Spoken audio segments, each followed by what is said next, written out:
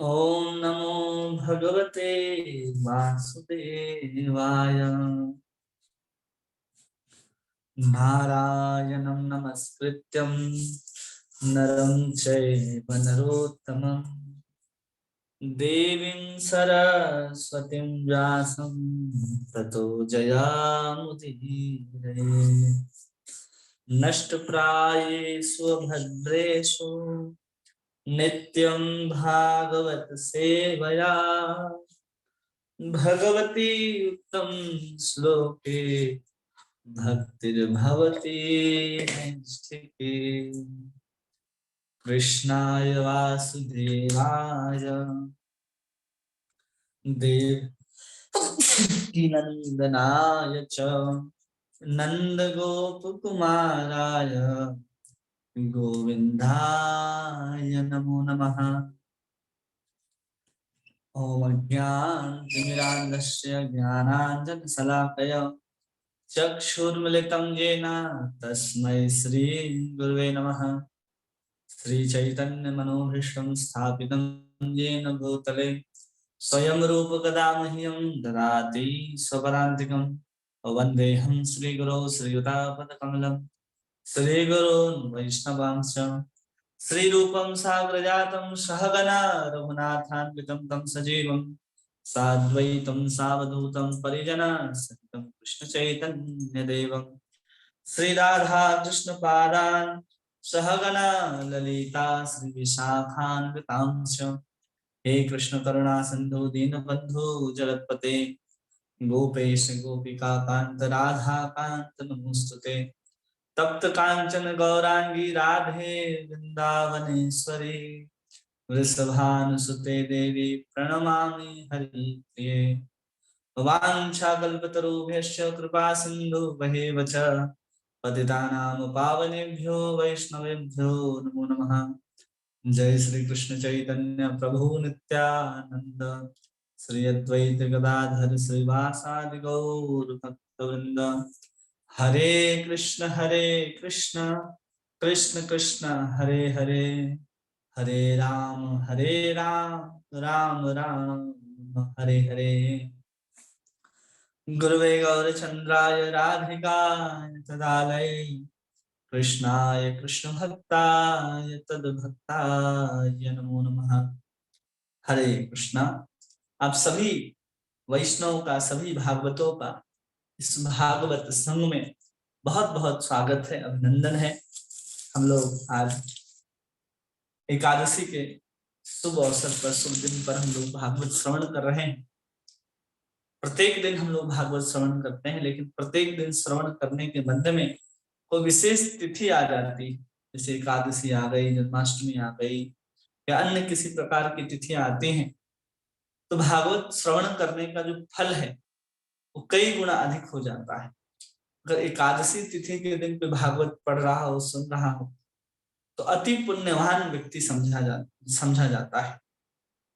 हम लोगों को भी वही सौभाग्य आज प्राप्त हुआ है कि आज एकादशी के दिन हम लोग भागवतम के प्रथम स्कंद के अष्टम अध्याय के 36वें श्लोक के ऊपर चर्चा करेंगे। जो महारानी कुंती की प्रार्थना है, हम लोग बहुत दिनों से अभी महारानी कुंती की प्रार्थना ही श्रवण कर रहे हैं, जिसमें अपने भावों को, अपने सुंदर भगवान की करुणा को, दिव्यता को हम लोगों के सामने एक तत्व के साथ, उनके पूर्व चरित्रों के साथ रख रही है माता कुंती। माता कुंती के सुंदर पद चिन्हों पर अगर कोई व्यक्ति चलता है और चल करके अगर भगवान को प्राप्त करना चाहता है, तो बहुत श्रेष्ठता के साथ और सहजता के साथ प्राप्त कर सकता है। महारानी कुंती के जीवन में जो चरित्र है उसको अगर आप पढ़ेंगे, कभी सुनने का अवसर मिलता है, तो हम लोग पाते हैं कि उसमें जो महारानी कुंती के जो जीवन में जितने भी विपत्ति आई हैं, उन सब विपत्तियों में हर बार उन्होंने भगवान को याद किया, हर बार कृष्ण को याद किया। एक विपत्ति उनके पास संपत्ति के रूप में उपलब्ध थी। हम विपत्ति को विपत्ति मानते हैं, महारानी कुंती उस विपत्ति को संपत्ति मानती है। जब संपत्ति मानती है इसलिए मान रही क्योंकि उन्होंने कहा कि विपदा संतु, कि आप हमको दुख दो, क्योंकि आप जब दुख देते हो भगवान, तो उस क्षण में हमें भगवान आपकी याद बहुत आती है।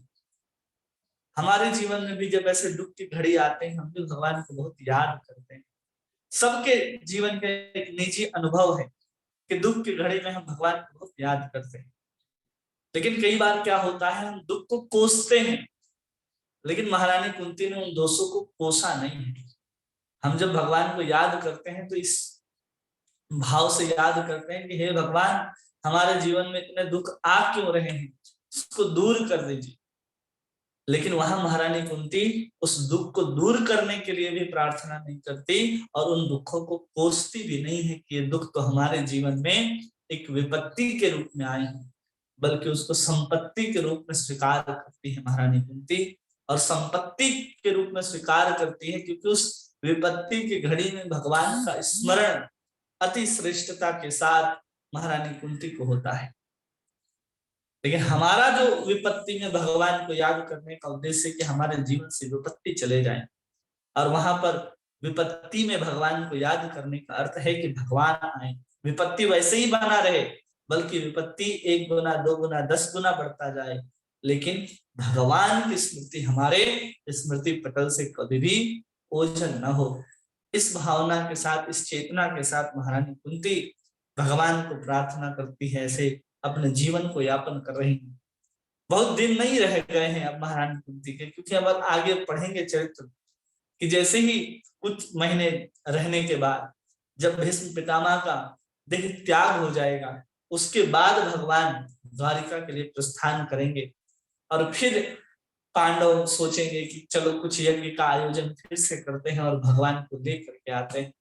द्वारिका अर्जुन जाते हैं कुछ दिन रहने के लिए, फिर वापस जब आ रहे होते हैं तो पता चलता है कि भगवान जो है अपने प्रभास क्षेत्र से ही भगवान धाम को चले जाते हैं।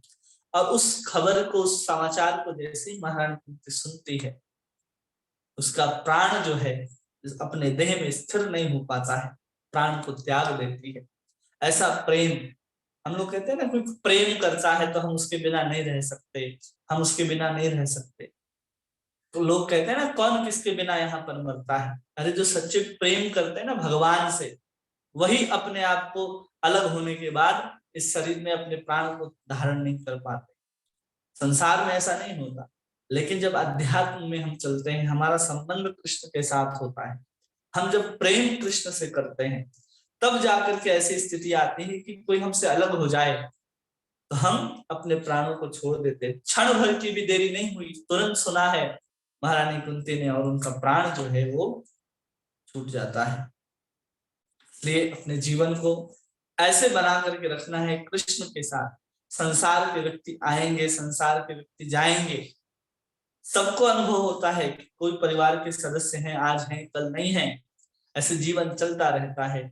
लेकिन जीवन पर्यंत भगवान श्री कृष्ण के अंश परमात्मा हमारे हृदय में हर योनि में हमारे साथ चलते हैं। इसलिए हमें उनसे ही प्रेम करना है।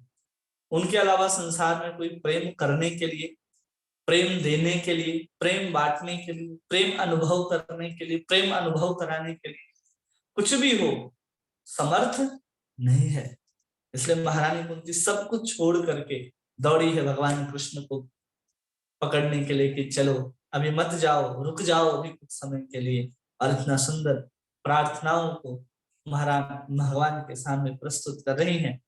श्लोक संख्या 36 में कहती है महारानी कुंती, स्नुवन्ति गायन्ति गृह्णन्ति भीक्षणशः स्मरन्ति नन्दन्ति तवेहितं जना त एवं पश्यन्त चिरेण तावकं भव प्रवाह परमं पदाम्बुजम्। कह रही श्रवन्ति गायन्ति गृह्णन्ति भीक्षणशः, कि सुनते हैं, कीर्तन करते हैं, ग्रहण करते हैं, निरंतर स्मरण करते हैं, उसके बाद नंदती हर्षित होते रहते। कब? तो कहते हैं तएव पश्यन्त चिरेण तावक, कि जब देखते हैं आपके सुंदर कार्यकलापों को, देखते हैं उन कार्यकलापों को देखने के बाद बहुत आनंद आता है। जो भी भगवान ने लीलाओं को किया है उनको ही क्या करते हैं, निरंतर स्मरण करते हैं। महारानी कुंती अपने बारे में बता रही कैसे स्मरण किया जाता है। जो जो भगवान ने किया है उसको स्मरण करना है, जब हम भगवान की कथाओं को सुनेंगे कि भगवान ने ऐसे ऐसे लीलाओं को किया, भगवान इतने कृपाशाली हैं, करुणामय हैं, तब हमारे अंदर कहीं ना कहीं भगवान को स्मरण करने की एक अभिलाषा, एक रुचि जागृत हो। हम भगवान की लीलाओं को, चरित्र को सुनने से दूर भागते हैं, जबकि भगवान की सुंदर लीलाओं और चरित्रों को सुनना परम आवश्यक है। हम लोगों ने अभी तक इतना 8वें अध्याय तक पहुंच गए हैं, लगभग 400वां पेज है, लेकिन भगवान कृष्ण की सुंदर लीलाओं को अभी तक हम लोगों ने बहुत कम, मतलब 1-2 अंश ही हम लोगों ने श्रवण किया है। इसलिए हम लोगों ने इतना कम अंश श्रवण किया है क्योंकि उसकी महत्वपूर्ण जो कथा है वो भागवत के 10वें स्कंद में प्राप्त होती है। लेकिन सीधे अगर कोई 10वें स्कंद में पहुंच जाए तो उसको कभी भी ये बात समझ में नहीं आ सकती कि कृष्ण आखिर है कौन। इसलिए जब हम एक स्कंद से दूसरे, तीसरे, चौथे, 5वें ऐसे सीधे सीधे जब हम आगे बढ़ते हैं और 10वें स्कंद में जब पहुंच करके हम कृष्ण के लीलाओं को सुनने के लिए उतावले हो जाते हैं तो आनंद आता है। तुरंत अगर कहें कि नहीं, अगर प्रभु जी यहाँ तो कहा जा रहा है कि उनकी कथाओं को, उनकी लीलाओं को निरंतर स्मरण करना चाहिए, उससे आनंद आता है, बहुत आनंद आता है। लेकिन कोई सीधे 10वें स्कंद में पहुंच जाए तो उसको उतना आनंद नहीं आएगा जो पहले स्कंद से जाते जाते जाते जब पहुंचेगा। क्योंकि प्रथम स्कंद में देखिए भगवान कृष्ण उपलब्ध हैं। भागवत के प्रथम स्कंद में उनकी कथा आ रही है कि वो जाने को तैयार है सबके साथ, सबके दुख, सुख और दुख में सम्मिलित है भगवान। और प्रथम स्कंद में ही भगवान अपने स्वधाम में चले जाते हैं और फिर तीसरे स्कंद तक उद्धव और मैत्रेय का संवाद चलता रहता है। चौथे स्कंद में सुंदर सुंदर कथाएं, 5वें, 6ठे ऐसे सुंदर भगवान के बहुत सारे लीलाओं का वर्णन आता है। वो सब भी लीलाएं हैं, ऐसा नहीं सोचना है कि केवल वही हमको सुननी है। सुनना है जब हम उतने योग्य बन जाएंगे कि हमें अब कृष्ण के कथाओं के अतिरिक्त कोई और रुचिकर नहीं लगता। हमें वामन, हमें नरसिंह, हमें और जो अन्य लीलाएं हैं, अवतार हैं भगवान के, उनके चरित्रों से ज्यादा रुचि हमें कृष्ण में आने लगती है। तब उस दशा में हम कृष्ण को सुनते हैं और निरंतर फिर कृष्ण को ही सुनना है। उसके बाद तो जितने भी ब्रज की लीलाएं हैं उन सबको सुनना है। जितने भी साधक हैं उनको तो प्रयास करना चाहिए कि 10वें स्कंद का जो पूर्वार्ध है वो हम सबको याद हो जाए, श्लोक सहित ना याद हो, लेकिन एक एक लीलाएं याद हो जाएं। लगभग 45 से ऊपर, 50 से ऊपर अध्याय जाते हैं पूर्वार्ध में, जिसमें ब्रज की सब लीलाएं हैं, जन्म से लेकर के भगवान के मथुरा गमन तक की जो लीलाएं हैं वो सब पूर्वार्ध में आती। उन सब लीलाओं को अगर हम याद करें और बार बार उसका स्मरण करें, हमारे आचार्यों ने बहुत सारे ऐसे ऐसे लीलाओं को लिखा है जो भागवत या फिर अन्य पुराणों में नहीं मिलता। सुंदर सुंदर लीलाओं का चरित्र है, उन सबको हम लोगों को सुनना चाहिए। कब हम लोग सुनेंगे? सुनेंगे जब हम उसके योग्य हो जाएंगे, जब धीरे धीरे हम लोग आगे बढ़ेंगे तब हम लोग सुनेंगे।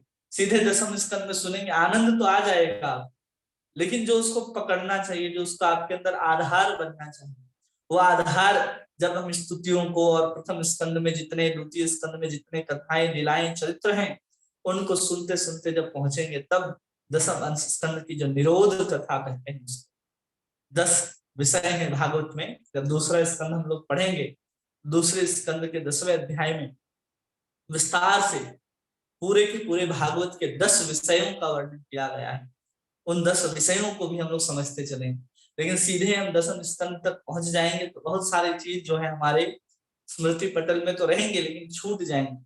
इसलिए हम लोग आराम से चलते चलते उन कथाओं को जितना हो सके वहां से यहाँ पर ला ला करके सुनने का प्रयास करेंगे, ताकि जीवन में आनंद जो है कथा सुनने का, वो आनंद आता रहे।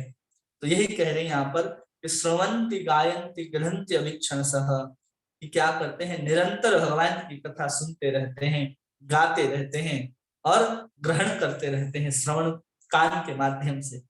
स्मरंती नंदंती तवे हितम जना, क्या कह रही है, तव हितम जना, कि जो जो आप कार्य करते हैं लोगों के लिए, जब भगवान अवतार ग्रहण करके आते हैं तो क्या कहते हैं, नमो ब्राह्मण देवाय गौ ब्राह्मण हिताय च, कि सबके हित के लिए भगवान आते हैं। तवे हितम जना, ये हितम मतलब कार्यकलाप। जो भी भगवान लीलाओं को करते हैं उसमें ऐसा कोई भी लीला नहीं है जिसमें किसी भक्त का, किसी जन का हित ना होता, कोई भी हो। हम लोग रामचरित्र में देख ले या कृष्ण चरित्र में देख ले, भगवान ने माखन भी चुराया, भगवान ने वस्त्र हरण भी किया है। तो क्या वस्त्र हरण अपने लिए किया कि उन गोपियों को केवल निवस्त्र देखने के लिए? नहीं। जो लोग कथाओं को इस तरह से वर्णन कर देते हैं कि भगवान ने ऐसा ऐसा किया है, उस तत्व को समझ ही नहीं पाते। इसलिए कथाओं को श्रवण करने से पहले तत्व को भी समझना आवश्यक। कई बार हम कथाओं को सुन लेते हैं कि भगवान ने लीलाएं की, भगवान ने चोरी की, भगवान ने रास की।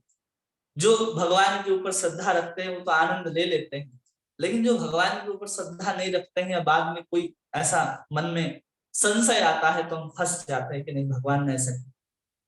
बल्कि कोई भी लीला हो, पूतना का उद्धार हो, सटका सुटका उद्धार हो, किसी का भी उद्धार हो, सब में किसी न किसी का उद्धार हो रहा है, हित हो रहा है।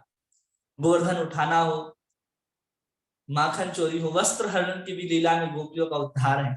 किसका वस्त्र हरण किया है? जब हम लोग पहुंचेंगे वहां पर दशम स्कंद में तो हम लोग जानेंगे कि किसका। सब गोपियां नहीं नहा रही थी, किनका वस्त्र हरण किया है, किनका नहीं किया है, कौन रास में आई, कौन रास में नहीं आई, कितने प्रकार की गोपियां हैं, कौन श्रुति हैं, कौन ऋषि हैं, कौन स्पर्शा हैं, कौन भगवान के नित्य गोपियां हैं, नित्य पार्षदत्व प्राप्त है, कौन सिद्ध देह को प्राप्त कर चुकी हैं, कौन साधन के माध्यम से रास में प्रवेश कर रही हैं। ऐसे तमाम तरह की गोपियां रास के अंदर प्रवेश करते हैं। लेकिन लोगों को लगता है गोपियां मतलब गोपियां, जितने भी हैं सब पहुंच गई और रास है। इसलिए जब हम लोग भगवान की कथाओं को सुनते हैं तो एक एक कार्यकलाप को हमको सुनकर के आनंद लेना है। हम लोग आनंद लेने के बजाय उसमें संशय कर लेते थे, भगवान ने ऐसा क्यों किया? वही कह रहे कि स्मरंती नंदंती तवे हितम जना, आपके कार्यकलापों को देख करके, सुन करके, गा करके लोग आनंद लेते हैं। भगवान की कितने सुंदर सुंदर लीलाएं, चाहे जन्म की लीलाओं को सुने, चाहे भगवान के मथुरा गमन की लीलाओं को सुने, भले मेरा हृदय में जागृत होता है कि भगवान अब गोपियों को छोड़ करके जा रहे हैं, लेकिन एक आनंद आता है भगवान के उन चरित्रों को सुन करके। कैसे भगवान जा रहे हैं, उद्धव को कैसे भगवान ने ब्रज के अंदर भेजा है। बहुत सारे ऐसे ऐसे लीलाएं हैं। अक्रूर जी आते हैं भगवान को लेने के लिए, कितने सुंदर चरित्र हैं। अगर आप पढ़ेंगे, श्रवण करेंगे तो आनंद से भर जाएंगे। कोई भी चरित्र कृष्ण का, रामचंद्र का चरित्र को देखिए। वनवास जाते हैं तो हम लोगों को लगेगा सूखा सूखा है कि अब तो वनवास जा रहे हैं भगवान, ऐसे कसाय वस्त्र को धारण करते राम लक्ष्मण और जानकी निकलेंगे तो आनंद नहीं आएगा। लेकिन जब देखते हैं रामचरित्र में कि जब राम जी वनवास चले जाते हैं तो रामचरित मानस की जो शोभा है और बढ़ जाती है, उनकी लीलाओं का आनंद और बढ़ जाता है। तो ऐसे भगवान कृष्ण जब और बड़े होने लगते हैं, बाल लीलाओं को सुनते सुनते जब किशोर अवस्था को प्राप्त कर लेते हैं, तो भगवान गोवर्धन धारण करते हैं, भगवान सुंदर और रास आदि करते हैं, ये सब लीलाओं को करते हैं तो आनंद बहुत आता है। क्योंकि सब कार्यकलाप जो हैं हम लोगों को आनंद देने के लिए, और भगवान स्वयं आनंद कंद भगवान है। कुछ भी करेंगे उसमें आनंद ही आनंद बरसेगा, उसके अलावा कुछ नहीं बरसेगा। जैसे कि मिश्री का ढेला होता है, उसको किधर से भी खाओ वो मीठा ही लगता है। उसी प्रकार भगवान का जो सुंदर चरित्र है वो कहीं से भी कोई श्रवण कर ले, सीधा दशम स्कंद में ना भी जाए, लेकिन अगर हम लोग भी पढ़ रहे हैं भगवान कृष्ण की सुंदर स्थिति को तो आनंद तो आ ही रहा है। चाहे हम वामन पढ़ेंगे, नरसिंह पढ़ेंगे, पृथु महाराज को पढ़ेंगे, चाहे जड़ भरत को पढ़ेंगे, ध्रुव महाराज को पढ़ेंगे, सबको पढ़ेंगे तो आनंद तो आएगा ही। क्योंकि भागवत जो है भगवान से अभिन्न है। जैसे पूरी की पूरी मिश्री का जो खांड होता है उसको कहीं से भी तोड़ करके खा लिया जाए तो आनंद आता है, उसी प्रकार भागवत वैसे ही है। मिश्री का खांड है पूरा का पूरा भागवत, लेकिन दशम स्कंद जो है वो विशेष है। अगर कोई टॉफी आता ना कि बाहर से वो थोड़ा कठोर लगता था, लेकिन जैसे ही बीच का टुकड़ा टूट जाता था उसमें लिक्विड आता था, चॉकलेट उसमें भरा रहता था जो द्रव्य अवस्था में रहता, जिसको स्वाद जो है उसका आनंद बहुत आता। उसी प्रकार पूरा भागवत अगर देखें तो मिश्री के उस खांड के समान है। और दशम स्कंद में जो भगवान के सुंदर चरित्र हैं वो पिघले हुए शहद के समान अति मधुर हैं दशम स्कंद की लीलाएं, लेकिन चारों तरफ से मिश्री की तरह है। आनंद तो हर बार आएगा कहीं से भी पढ़। और उसी भागवत में सबसे महत्वपूर्ण है वो 5 अध्याय जिसमें भगवान रास करते हैं, जिसमें गोपियां गीत गाती हैं और पुनः मिलन होकर के महारास होता है। वो अत्यंत महत्वपूर्ण है। इसलिए भागवत जो है अपनी योग्यता के अनुसार हम लोग धीरे धीरे श्रवण करते हुए जा रहे हैं, क्योंकि हम लोग भगवान की लीलाओं को ठीक से समझ सके। तो उसी को कह रहे हैं श्रवंती गायंती ग्रंथि भीक्षण सह, कि सुनते हैं, सुनने में भी आनंद है। हम और आप सुन ही रहे हैं, ऐसा नहीं है कि हम सिर्फ बोल ही रहे हैं, हम बोल करके खुद भी सुन रहे हैं, खुद ही बोल रहे हैं और खुद ही सुन रहे हैं। गायंती कीर्तन करते हैं, सुखदेव गोस्वामी वहां पर गायन कर रहे हैं, राजा परीक्षित बैठ करके श्रवण कर रहे हैं। कहीं उद्धव गायन कर रहे हैं, मैत्रेय सुन रहे हैं, कहीं मैत्रेय विदुर बोल रहे हैं, उद्धव सुन रहे हैं। ऐसे सुंदर सुंदर प्रसंग चलते रहते हैं। कहीं राजा युधिष्ठिर बैठे हैं, कहीं नारद जी बोल रहे हैं, कहीं भगवान स्वयं बोल रहे हैं, उद्धव सुन रहे हैं। केवल और सुनने और कहने की ही बात है। इसलिए भगवान गीता में भी कहते हैं कि तुष्यंती च रमंती च, अगर मेरे भक्त जो होते हैं वो निरंतर मेरे कथाओं को गान करते हुए तुष्यंती च रमंती च, उसमें हमेशा तुष्ट होते रहते हैं और रमंती च आनंद को प्राप्त करते रहते हैं। इसलिए हम लोग वही काम को कर रहे हैं, बोधयंतस परम परम परस्परम। ये हम लोगों के अंदर जो भावनाएं हैं उसको हम लोग भागवत के माध्यम से सुनने और समझने का प्रयास कर रहे हैं। तो यही कह रही कि श्रवंती गायंती गृणंती अवीक्षण स, स्मरंती नन्नंती तवे हितम जना, तएव पश्यंत चिरेण तावकम, कि पश्यंती निश्चय ही देख सकते हैं शीघ्र ही आपके जो भव प्रवाह, चिरेण तावकम भव प्रवाह परम पदाम्बुजम, कि जो इस तरह के भगवान की लीलाओं को कोई सुनते रहे गाते रहे, तो कह रहे हैं कि उसका जो पुनर्जन्म की धारा है वो परमम बंद हो जाएगा, रुक जाएगा, और आपके चरण कमल को पदाम्बुजम उसको प्राप्त कर लेंगे। हर व्यक्ति की इच्छा है, मनसा है कि हम भगवान की लीलाओं को कथाओं को सुने, लेकिन यहाँ पर इच्छाएं जो हैं वो कैसी इच्छाएं हैं कि हमारा पुनर्जन्म जो है वो रुक जाए। कहीं ना कहीं हम पुनर्जन्म को रोकना चाहते हैं। जैसे कि हम लोगों ने माधुरी कादम्बरी पढ़ा, तो उसमें जो लोग इस तरह की इच्छाओं को रखते हैं कि हम जन्म मृत्यु जरा व्याधि के चक्कर से निकलने के लिए, संसार के बंधन से निकलने के लिए कृष्ण के शरण में जाते हैं, तो वो एक तरह की कामनाएं ही होती हैं हमारे अंदर, जिसको हम वैदिक भक्ति के अंतर्गत रखते हैं कि अरे ये तो बहुत बड़ा भय है, अब इस भय से बचने के लिए हमें कृष्ण के शरण में जाना चाहिए।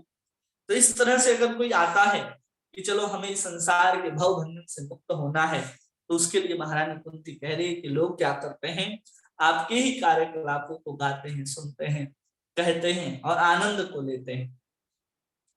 क्योंकि भगवान के सुंदर सुंदर कोई भी चरित्र में इतना आनंद है कि श्रील प्रभुपाद जब भोजन करते थे तो भोजन करने के समय किसी भक्त को कहते थे कि ये चरित्र पढ़ करके सुनाओ। तो जो ग्रंथ है पूर्ण पुरुषोत्तम भगवान श्री कृष्ण, उसको लिखा भी प्रभुपाद ने है, लेकिन जब लीलाओं का वर्णन होता था वो पढ़ पढ़ के वो भक्त सुनाया करता था प्रभुपाद, और प्रभुपाद जी जैसे ही उसको सुनते थे और जैसे ही पता चलता था कि पूतना उठा करके ले गई है भगवान को, वो तृणावत भगवान को उड़ा करके ले गया है, तो प्रभुपाद भोजन करना रुक जाता था उनका, वो भोजन के कवर को चबा नहीं पाते थे, आंख से आंसू की धारा गिरने लगती थी कि भगवान को तृणावत उठा करके ले गया है। तो भक्त कह देते थे कि प्रभुपाद आपने ही लिखा है, आपको तो पता है कि अभी भगवान उसको मार देंगे और भगवान सुरक्षित रहेंगे, लेकिन प्रभुपाद उस समय के उस प्रभाव में इतने मग्न हो जाते थे कि उनके आंख से आंसू की धारा निकलने। आनंद उसको कहा जाता है। हम लोग लीलाओं को ऐसे समझ लेते हैं कि अरे इसके बाद ये, इसके बाद ये, इसके बाद अच्छा पूतना को भगवान, पूतना जहर पिलाने आई है तो भगवान है वो, तो हमारे मन के अंदर क्या भाव आ जाता है तुरंत, कह रही हो तो भगवान है। तो जो आनंद वास्तव में हमको मिलना चाहिए, वो जो तन्मयता है कृष्ण की कथाओं में, वो हमारी नहीं है। प्रभुपाद तो सब जानते थे, उन्होंने ही लिखा उस स्कंद को।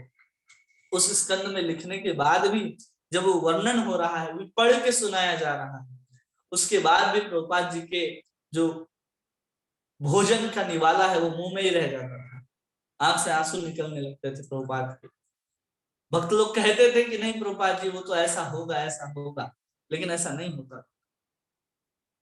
एक बार चैतन्य महाप्रभु दक्षिण भारत की यात्रा में कहीं जा रहे थे, तो एक ब्राह्मण है जो रामायण पढ़ रहा था, तो रामायण पढ़ रहा था तो उसमें माता सीता को उठा करके रावण ले जाता है। अब रावण ले जाता है तो बहुत दुखी है वो ब्राह्मण, बहुत रो रहे हैं, कैसे माता जानकी को स्पर्श कर दिया रावण ने, ऐसा सामर्थ्य नहीं है, कुछ तो गड़बड़ है। उनकी बुद्धि काम नहीं कर रही थी।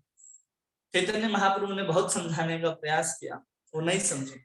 चैतन्य महाप्रभु वहां से लगभग और बहुत दूर चले जाते हैं, तो वहां पद्म पुराण का पारायण चल रहा था, लोग पाठ कर रहे थे। तो उसमें प्रसंग आता है कि रावण ने जिसको उठा करके ले गया है वो सीता नहीं है, बल्कि वो वेदमती है, जिसको रावण लेकर के गया है। उसको वापस से लिख करके चैतन्य महाप्रभु स्वयं से 200 किलोमीटर वापस उस ब्राह्मण के पास आते हैं और प्रमाण देते हैं कि देखो कि सीता का अपहरण रावण ने नहीं किया, सीता तो अग्नि में प्रवेश कर गई और नकली सीता जो वेदमती थी वही रावण के अशोक वाटिका में बैठी है। तब जाकर के वो प्रसन्न होता है। तो ऐसे लोगों की भावनाएं होती हैं। राजा कुलशेखर की अगर हम बात करें तो राजा कुलशेखर एक बार कथा सुनते थे, कई बार कथा सुनते थे, तो एक बार जो ब्राह्मण कथा सुनाने आया करते थे उनके पास, तो उन्होंने गलती से वर्णन कर दिया कि जो माता जानकी को उठा करके सीता ले गए, सीता को उठा करके रावण ले गया है। अब जैसे ही कथा के चरित्र में सुना है राजा कुलशेखर ने, तुरंत आदेश दिया है कि सेना की तैयारी करो। बड़े बड़े हाथी घोड़े, बड़े बड़े सैनिक अपने अपने तलवार अपने अपने भाला लेकर के लंका की ओर जाना आरंभ कर देते हैं। पूरा का पूरा जो हुजूम एक तरह से लंका की ओर आक्रमण करने के लिए आगे बढ़ता है। जब वो समुद्र के किनारे बढ़ते हैं तो उनको ये भी भास नहीं होता कि समुद्र के अंदर हम प्रवेश कर रहे हैं। वो पूरे सैनिक के सहित बहुत अंदर प्रवेश कर जाते हैं कि आज हम रावण को मार देंगे। उसी समय भगवान श्री रामचंद्र उस भावुकता को देखते हैं, उस भक्त की भावुकता को, उसके प्रेम को देखते हैं, उसकी कथा के प्रति तन्मयता को देख करके स्वयं वहां से रामचंद्र प्रकट होते हैं समुद्र से और कहते हैं कि त्रेता युग में घटना घटी और हमने माता जानकी को अपने साथ अपने राज्य सिंहासन अयोध्या में बिठा रखा है। माता जानकी के सहित रामचंद्र उनको दर्शन देते हैं। ऐसा सौभाग्य होता है, लोग ऐसे कथाओं को सुनते हैं कि उसके आगे वो सुन ही नहीं सकते कि क्या हुआ है। एक ऐसे महात्मा थे कि उन्होंने एक कथा सुनी, कि कथा भी नहीं सुनी, रामलीला चल रहा था कहीं चित्रकूट में, और उन्होंने ये देखा कि वनवास हो गया है रामचंद्र। अब उन्होंने केवल वहीं तक देखा कि राम जी को वनवास दे दिया गया है, अब वो नंगे पांव जंगल जंगल घूमेंगे।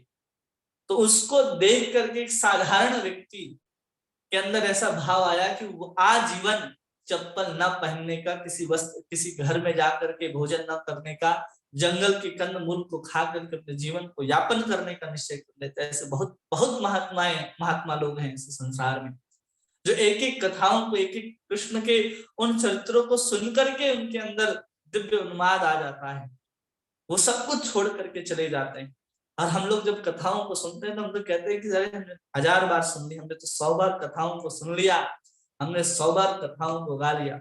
लेकिन उसमें जो तन्मयता होनी चाहिए, जो अभिनिवेश होना चाहिए कथा के अंदर, नाम के अंदर, जो भगवान के ऊपर हम लोग जो स्मरण करते हैं उसके अंदर तन्मयता हमारी नहीं होती।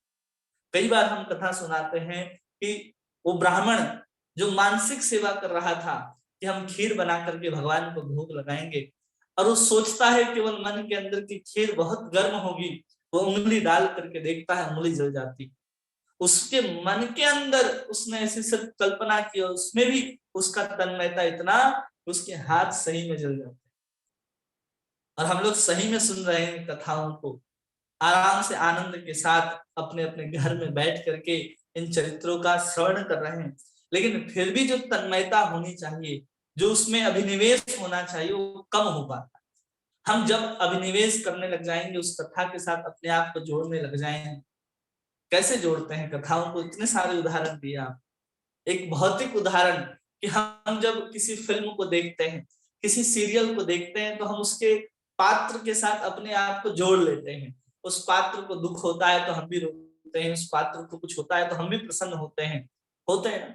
तो वैसे ही कृष्ण के साथ अपने आप को जोड़ना है।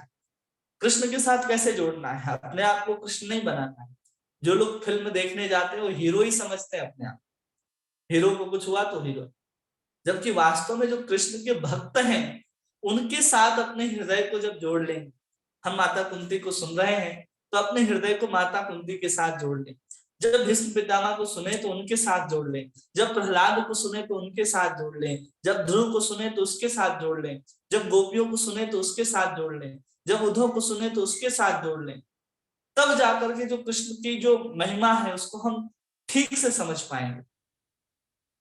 इसलिए जब हम अपने जीवन में पार होना चाहते हैं इस भव सागर से, कैसे पार होंगे? सिर्फ नाव को दूर से देखते रहेंगे तो पार नहीं होंगे।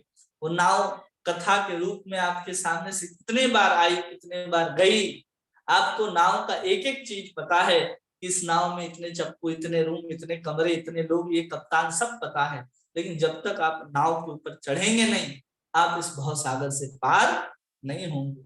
इसलिए तव अहितम जना, कि उन्होंने जो जो कार्यकलाप किए हैं उन सबको हमको नित्य गायन, नित्य स्मरण, नित्य श्रवण करते रहना चाहिए, लेकिन अभिनिवेश के साथ, उसमें तन्मयता होनी चाहिए अपनी कि हाँ अब ये कथा ऐसी चल रही है, ऐसी कथी, हम पहले ही कल्पना करने लग जाते हैं इसके बाद तो ये, इसके बाद तो ये, हम सोचते हैं कि हम तो बहुत तेज हैं, हमें तो पूरी कथा याद है, तो हम आनंद जो है वो आनंद, उस तरह का आनंद भी नहीं आएगा और अभिनिवेश भी नहीं होगा।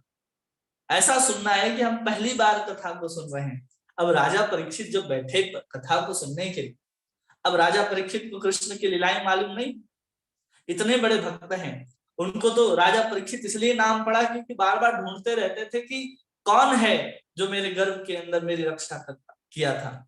तो वो तो पता होगा, हम तो पूछते होंगे ना किसी से कि कृष्ण कौन थे, कहाँ थे, कैसे थे, उनको तो पता है कि कृष्ण कौन थे, सब जानते थे। लेकिन फिर भी उनकी कथाओं को सुनने के लिए 7 दिन तक ऐसे बैठे हैं जैसे उन्होंने कभी कथा सुनी ही ना हो। कुछ ना कुछ राजा है, आज के जैसे तो राज्यसभा सांसद तो होते नहीं थे उस समय, पहले जो राज्यसभा लगती थी उसमें धर्म सभा भी लगती थी, उसी राजा उसी सिंहासन में बैठ करके धर्म की चर्चाएं भी हुआ करती थी, तब के राजा थे वो। तो वहां पर बड़े बड़े महात्मा आकर के कृष्ण के चरित्रों का गान करते हो, अवश्य किया होगा, लेकिन कैसे सुन रहे हैं? तन्मयता के साथ सुन रहे हैं। विदुर को पता चला कि भगवान चले गए, विदुर सब कुछ छोड़ करके तीर्थ यात्रा में चले जाते हैं। अब तीर्थ यात्रा में जाकर के भगवान वहां उद्धव से प्रश्न पूछ रहे हैं, मैत्रेय से पूछ रहे हैं कि हमको बताओ, तो इतने साल पहले निकल गए थे, अब क्या हुआ, भगवान प्रभास क्षेत्र से कैसे गमन किए, विदुर पूछ रहे हैं, जिनके घर जाकर के भगवान ने केले के छिलके खाए हैं। कितनी तन्मयता है कि भगवान क्या कर रहे हैं, क्या किया उन्होंने, ये जानने। जब हम किसी से प्रेम करते हैं तो हम एक एक चीज जानना चाहते हैं कि अब वो कहाँ है, क्या हो रहा है, क्या नहीं हो रहा है। तो जब भगवान से हम प्रेम करेंगे तो उनके हर क्षण को हम जानना चाहेंगे कि अब भगवान क्या कर रहे हैं, क्या क्या कार्यकलाप वो कर रहे हैं, एक एक वस्तु को हम लोग जानना चाहेंगे। और उसको जब हम उस तन्मयता के साथ, उस आसक्ति के साथ श्रवण करेंगे, तब जाकर के हमारे अंदर आनंद जो है वो बढ़ेगा। और उसी आनंद को कह रहे हैं यहाँ पर नंदनते ही, कि हम लोगों को आनंद आता है। और जब हम इसको सुनते हैं, देखते हैं,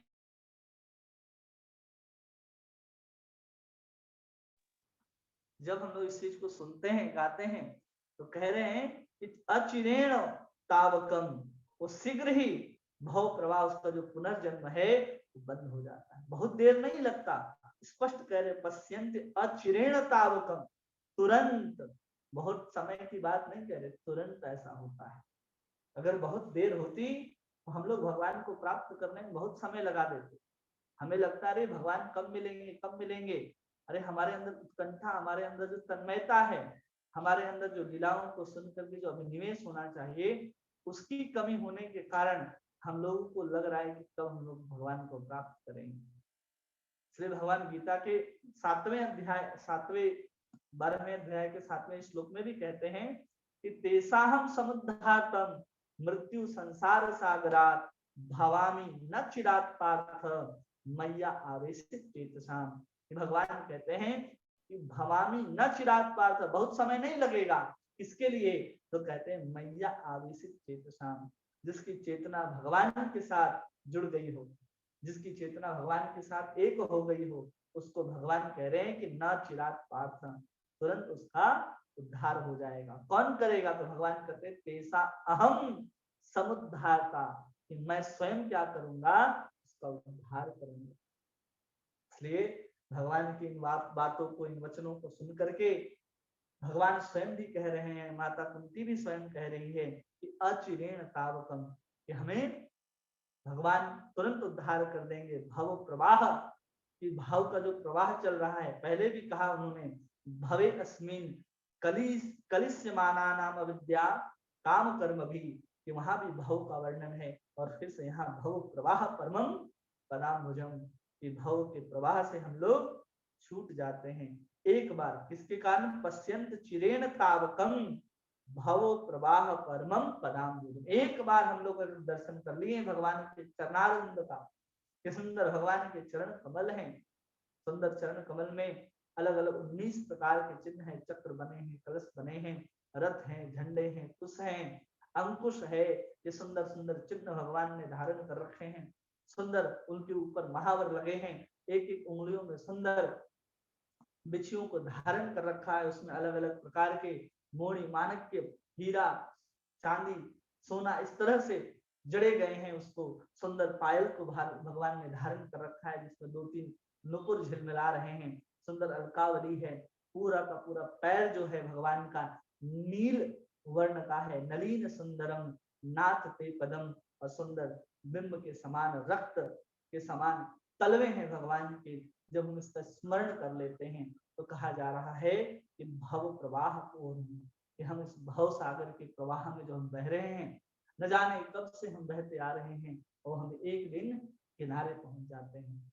हमें फिर संसार के इस भव प्रवाह में नहीं आना पड़ता है, क्योंकि भगवान श्री कृष्ण के चरण जो है ना, वो नाव के समान है। एक बार व्यक्ति पकड़ लिया तो संसार उसको खींच ही नहीं सकता, एक बार। और फिर भगवान ने अगर पकड़ लिया तो सोचिए क्या सौभाग्य है हम लोगों का। इसलिए अपने आप को भगवान को पकड़ाने का प्रयास कीजिए। जब हमको शुरू में हमको भगवान को पकड़ने का प्रयास करना है, जैसे कि बिल्ली है, बिल्ली अपने बच्चे को कैसे पकड़ती है, और बिल्ली किसी चूहे को कैसे पकड़ती है? तो अपने ही मुख से पकड़ती है बिल्ली। बिल्ली अपने मुख से पकड़ती है अपने बच्चे को, और जहां चाहती है, जिस बिल्डिंग में कूदना चाहती है वहां कूद जाती है, और उसके मुख से जो बिल्ली का बच्चा है वो नहीं छूटता। और एक बंदर होता है, बंदर अपने प्रयास से, बंदर जो बच्चा जो है वो अपनी माँ को, बंदरिया को पकड़े रहता है। कई बार देखते हैं कि बंदरिया जो है एक बिल्डिंग से दूसरे बिल्डिंग में जैसे ही छलांग लगाती है, तो छोटे बच्चे का हाथ छूट जाता है और नीचे गिर करके उसका गोविंदाय नमो नमः हो जाता है। तो हमें अपने आप को, अगर हम प्रयास करेंगे कि हम बंदर की तरह पकड़ लेंगे, कि हम बंदर की तरह पकड़ लेंगे, हम कभी भी छूट सकते हैं भगवान के उस पकड़ से। इसलिए भगवान को कहना है कि भगवान आप अपने बच्चे की तरह हमको पकड़िए। कोई किसी का बच्चा हो, अपने गोद में पकड़ा हो, कुछ भी हो जाए, वो अपने बच्चे को नहीं छोड़ सकता। लेकिन अगर बच्चा पकड़ा हो तो हम कभी भी जान सकते हैं, कभी भी छूट सकता है। इसलिए अपने आप को भगवान को पकड़ाने का प्रयास कीजिए। जब हम अपने प्रयास से चाहते हैं कि भगवान प्राप्त कर लेंगे, तो थोड़ा कठिन है। भगवान आपके पास आए और भगवान जब आपको पकड़ लें, तो आप तो एकदम निश्चिंत हो जाइए कि संसार का जो चक्र है, संसार की जो मोह माया ममता, कुछ भी आपको अपने तरफ खींच नहीं सकती, कभी भी नहीं खींच सकती। एक बार भगवान ने अपने बच्चे को जैसे पकड़ते हैं ना बिल्ली, वैसे पकड़ लिया।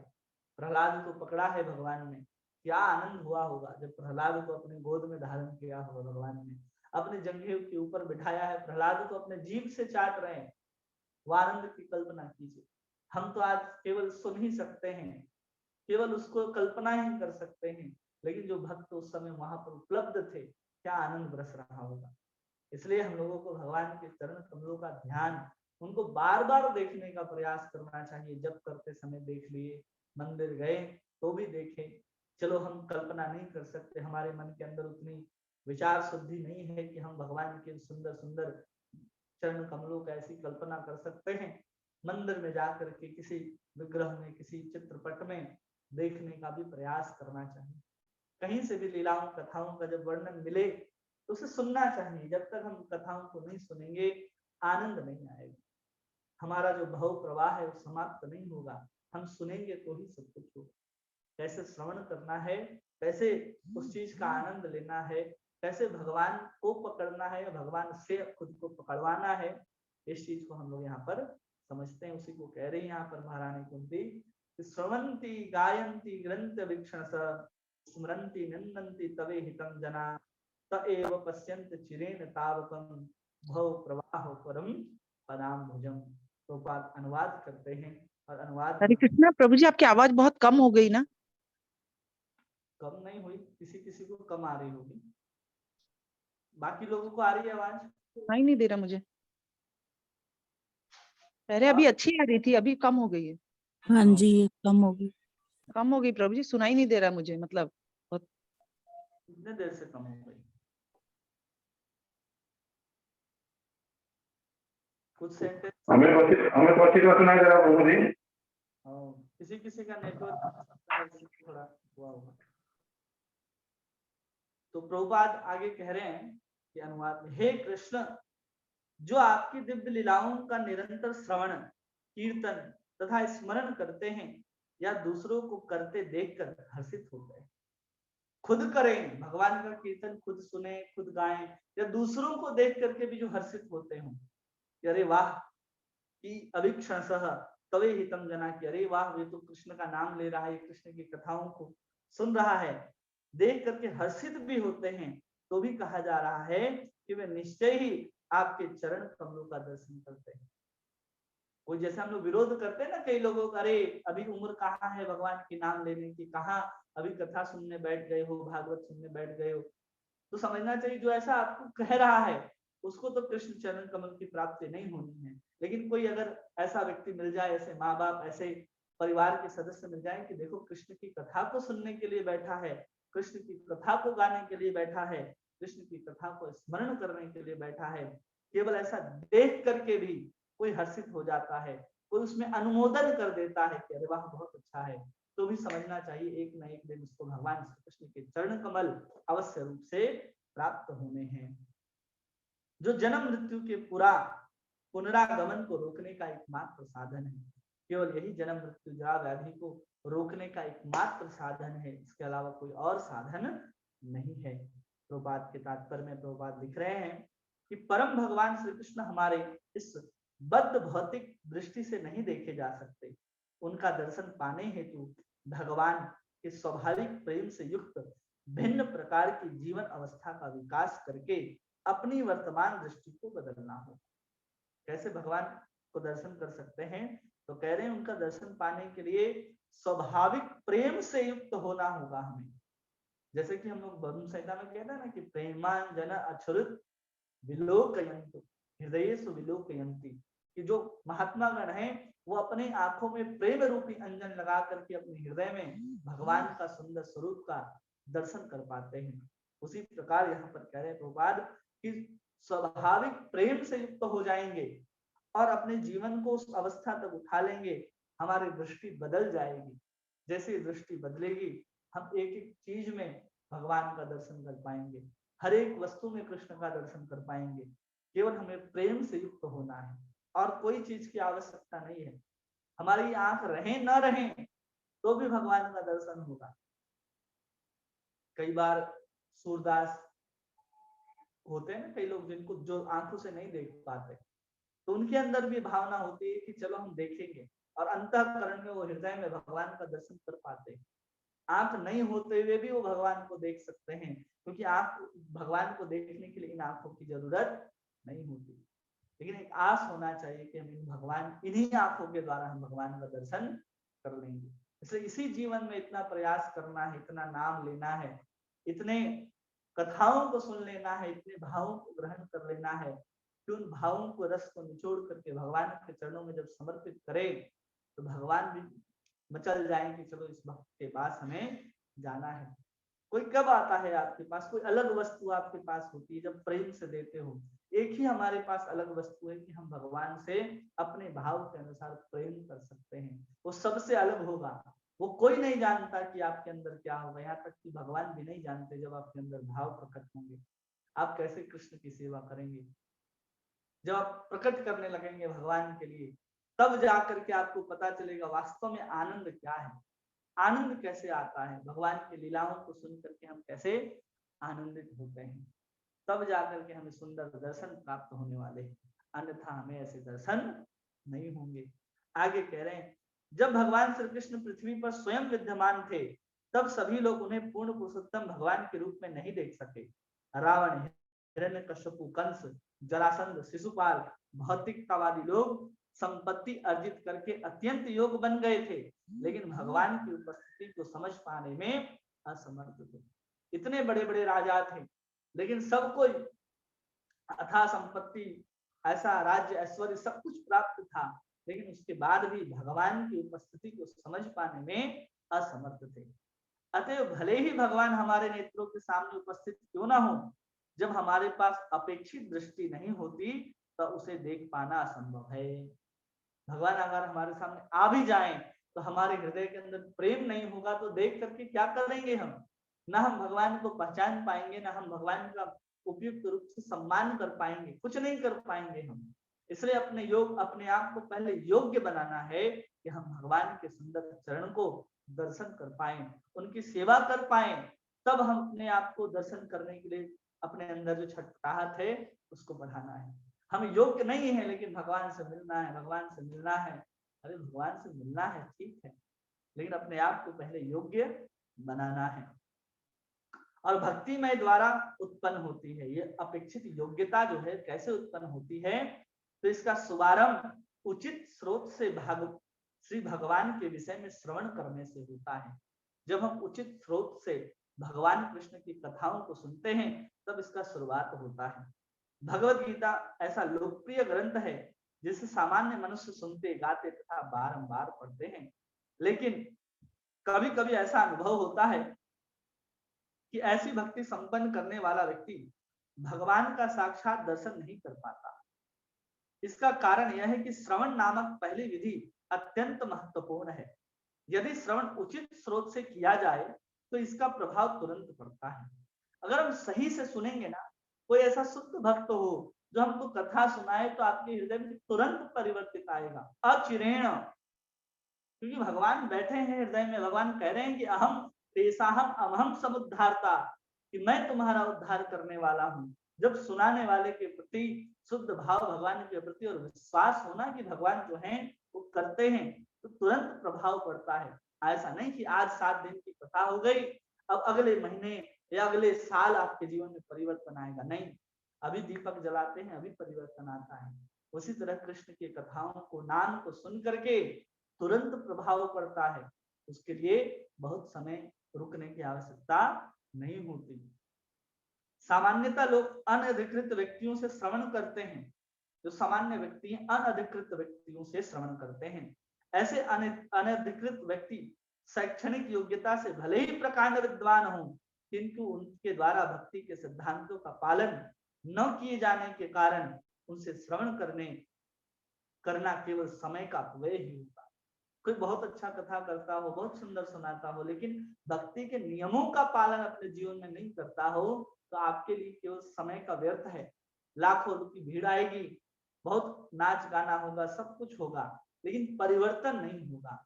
परिवर्तन तो वही होता है जहां भगवान की शुद्ध भक्ति और शुद्ध कथा का ही चर्चा चलती है। जैसे कोई अपने बच्चे को पालना चाहे और अपने दूध में पानी मिला करके किसी को पिलाए, तो क्या उसके बच्चे को पौष्टिकता प्राप्त होगी? नहीं होगी। आज कथाओं में यही चलता है, शुद्ध कथा को छोड़ करके सांसारिक बातों को उसमें डालते रहते हैं, संसार में व्यवहारिक जीवन के उद्देश्य उसमें डालते रहते हैं। 1-2 बातें अच्छी लगती हैं, करनी चाहिए, लेकिन वास्तव में कृष्ण की कथा ही मूल रूप से होनी चाहिए। पूरा जो शुद्ध दूध के रूप में उपलब्ध होगा तब जाकर के हम पुष्ट होते हैं। लेकिन आज की कथा ऐसे ही चल रहे हैं, जिसको प्रभुपाद यहाँ पर लिख रहे हैं।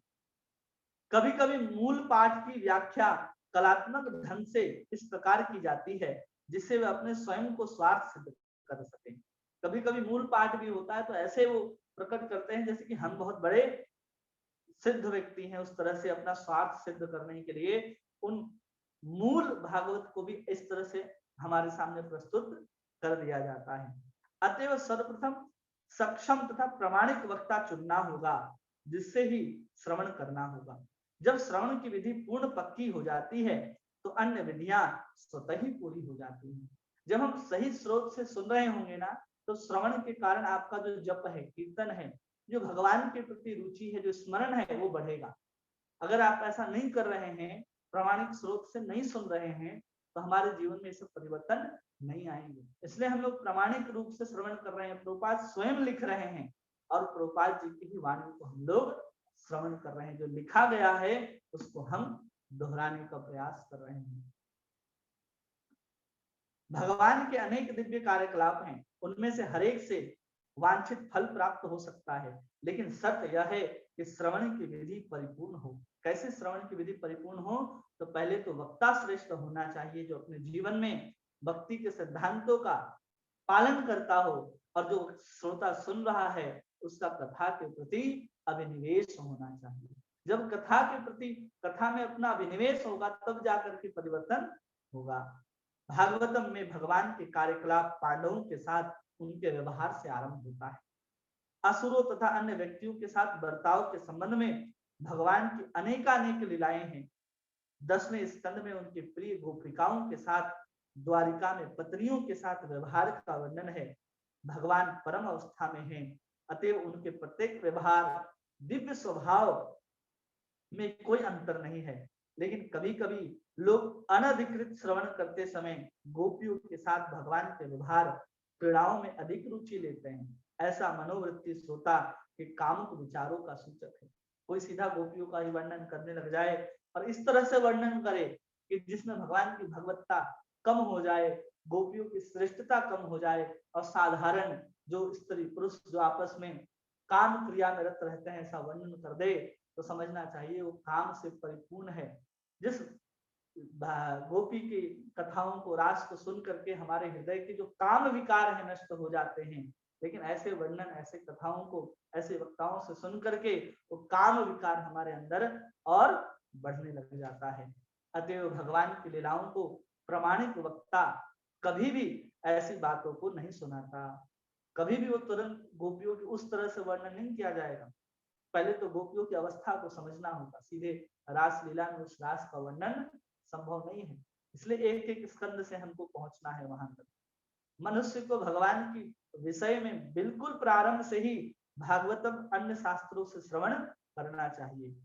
उसमें श्रोता को उत्तरोत्तर विकास द्वारा पूर्णता प्राप्त करने की सहायता मिलेगी। धीरे धीरे हमको विकास प्राप्त होगा। अतएव किसी को यह नहीं सोचना चाहिए कि गोपियों के साथ भगवान के व्यवहार पांडवों के साथ उनके व्यवहार से कम महत्वपूर्ण है। हम लोग अभी पांडवों के साथ भगवान के व्यवहार को पढ़ रहे हैं और हम ऐसा सोच लेंगे कि नहीं, गोपियों का जो व्यवहार है भगवान के साथ वो अति श्रेष्ठ है। ऐसा कम ज्यादा कभी भी नहीं सोचना चाहिए कि ये कम महत्वपूर्ण है, वो अधिक महत्वपूर्ण है। हमें सदा स्मरण रखना चाहिए कि भगवान सदैव समस्त संसारी आसक्ति से परे रहने वाले हैं। उपयुक्त समस्त लीलाओं में प्रत्येक स्थिति में वे ही नायक हैं। चाहे छोटे बच्चे हों, चाहे वो गोपियों के साथ रास कर रहे हों, चाहे वो अर्जुन के सारथी के रूप में हो या पांडवों के चारों तरफ घूमते रहते हों, उसके बाद भी वो परम नायक हैं। जैसे कि हम लोग साधारण फिल्मों में देखते हैं ना, हीरो जो होता है वो बहुत बड़ा एक गुंडे को मारने वाला व्यक्ति होता है, वही सब कुछ करता है। यहाँ भगवान कुछ नहीं करते, भगवान सिर्फ उपस्थित रहते हैं। लेकिन परम नायक जो हैं, महाभारत में भी परम नायक के रूप में अगर देखा जाए तो नायक जो है उसमें कृष्ण ही है महाभारत में। और भागवत में तो हम सबको पता है कि कृष्ण ही नायक हैं। और उनके विषय में, उनके भक्तों या उनके प्रति योद्धाओं के विषय में श्रवण करना आध्यात्मिक जीवन के अनुकूल है। अगर हम उनके प्रति योद्धाओं के विषय में भी वर्णन सुनते हैं, जैसे जरासंध है, हिरण्यकश्यप है, हिरण्याक्ष है, इन सब के बारे में भी सुनते हैं, तो हमारे आध्यात्मिक जीवन के अनुकूल होता है। ऐसा कहा जाता है कि समस्त वेद, पुराण इत्यादि भगवान से हमारे विसरे हुए संबंध को पुनर्जीवित करने हेतु हैं। इन सभी शास्त्रों को सुनना आवश्यक है। इसलिए हमें वेद, पुराण, शास्त्रों को पढ़ना सुनना अवश्य चाहिए। जो हमारे और भगवान के बीच में संबंध है, जो कई जन्मों से हम छूट गया है, भूल गए हैं, उन संबंध को हम पुनः स्थापित कर सकते हैं, पुनः जागृत कर सकते हैं। इसलिए इन वेद पुराणों को हमें अधिक महत्व देना चाहिए और महत्व के साथ ही उन सबको श्रवण करते रहना चाहिए। इन्हीं का कोई प्रश्न है जो आप पूछना चाहते हैं पूछ सकते हैं, कोई बात जो आपको समझ में ना आई हो पूछ सकते हैं।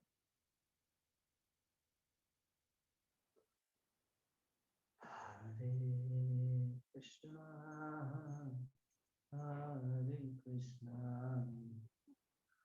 कृष्णा कृष्णा हरे हरे हरे राम हरे कृष्णा। किसी को कोई प्रश्न नहीं है? आवाज नहीं आई क्या? सबको कम आ रही थी ना आवाज? हरे कृष्णा प्रभु जी, दंडवत प्रणाम। हरे कृष्णा, दंडवत प्रणाम।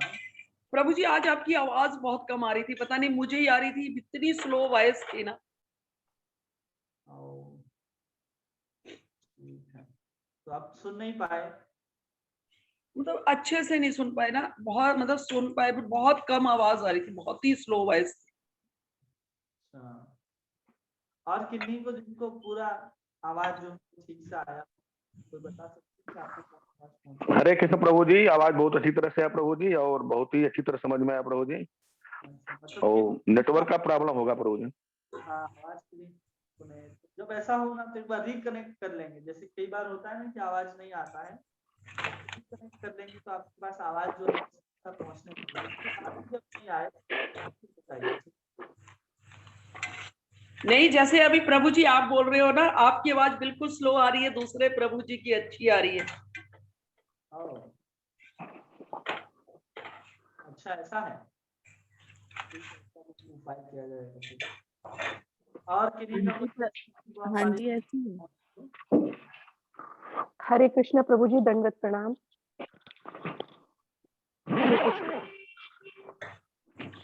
हरे कृष्णा। हाँ, आवाज आ रही है प्रभु जी, आवाज आ रही है मेरी?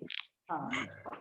प्रभु जी, मेरा प्रश्न था, जैसे आपने बताया आज जो उदाहरण दिए आपने कि कैसे कथा भाव से सुनने पे वो कितने भाव में होके और फिर वो एक्टिविटीज करते हैं। प्रभु जी, हम ऐसे क्यों नहीं है? मतलब इतनी अच्छी कथा, और आपने बताया भी कि जैसे कुंती माता की, जैसे कुंती महारानी जी की अपन पढ़ रहे प्रार्थनाएं, तो हम भी वैसे भाव में प्रवेश नहीं कर पाते। प्रभु जी, सुनते हैं लेकिन वो हो नहीं पाता, उसकी क्या वजह है और कैसे करें? प्रभु जी एक बार फिर से बताइए प्लीज।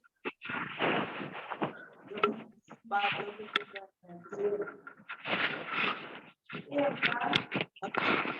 हम कब कर पाएंगे? जब हमारा स्वभाव उनके प्रहलाद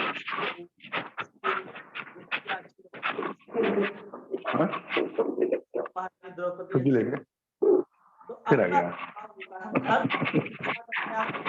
प्रभु जी किसी का माइक ऑन है प्रभु जी, पहले बंद करवा दीजिए, शोर बड़ा आ रहा है। हर भक्त के साथ थोड़ा कनेक्ट करना मुश्किल होता है, लेकिन हमारी जो भावनाएं हैं उस भाव के अनुकूल कोई भक्त मिल जाता है या किसी का भाव हमें बहुत अच्छा लगता है तो हम अपने आप उसके साथ जुड़ना चाहते हैं। तो उसके लिए हमको उसको बार बार श्रवण करना होगा। बार बार हम जब श्रवण करेंगे तो हम उसके साथ अपने भाव को जोड़ पाएंगे। एक बार में नहीं होगा, क्योंकि हम कई जन्म से जो भावनाएं हैं वो संसार की वस्तुओं में लगाते आए हैं, भावनाएं टूटते आए हैं। तो हम उस भाव को तुरंत कथा श्रवण करके लगा पाए, ये थोड़ी सी परेशानी की वस्तु है। उसके लिए थोड़ा समय लगेगा। जितना हम शुद्ध होंगे ना उतना जल्दी हम इन पात्रों के साथ, इन घटनाओं के साथ, इन लीलाओं के साथ अपने आप को जोड़ पाएंगे। इसमें कथा की गलती नहीं है, इसमें कहीं ना कहीं हमारी ही गलती है कि हम उस योग्य नहीं है अभी तक। जब हम योग्य हो जाएंगे, जब हृदय जो है हमारा वो शुद्ध होने लगेगा ना, जिस मात्रा में शुद्ध होगा हम उस मात्रा में उस पात्र के साथ अपने आप को जोड़ पाएंगे और अभिनिवेश अपने आप आता चला जाएगा।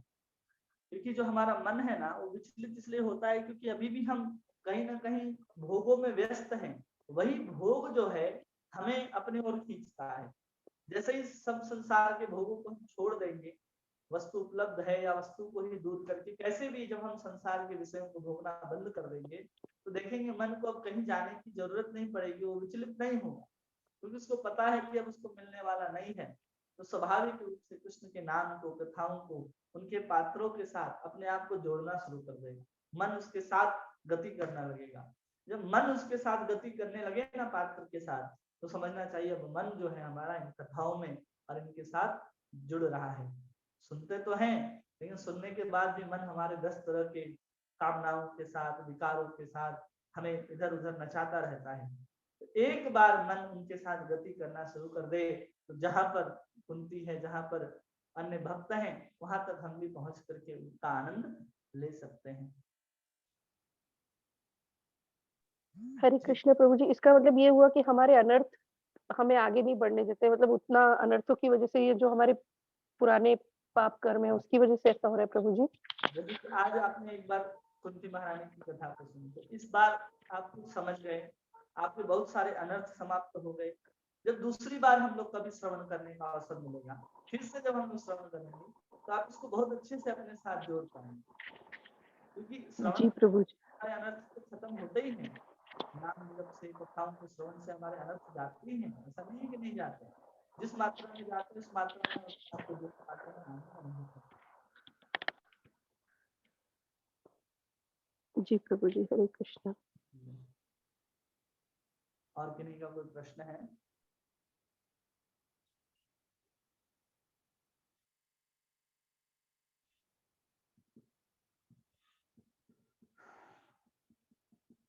निशा माता जी, अनु माता जी, कौशल्या माता जी, विनोद प्रभु,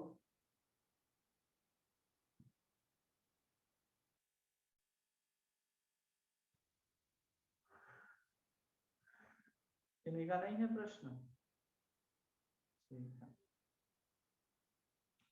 आप सभी को एकादशी की बहुत बहुत शुभकामनाएं।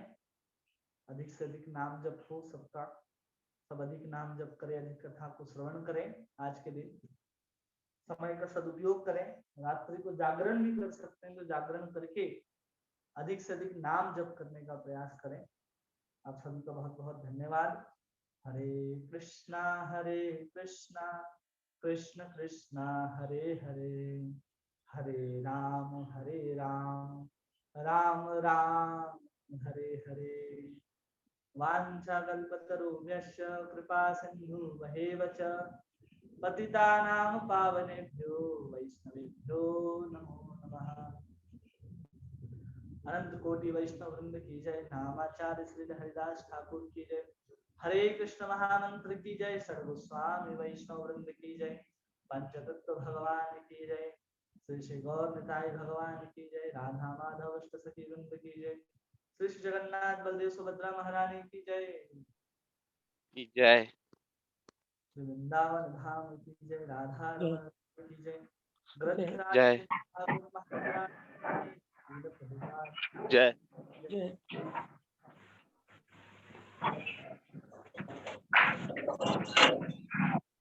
हरे कृष्णा। आप सभी भक्त का बहुत बहुत धन्यवाद। जय। हरे कृष्ण प्रभु जी, प्रणाम।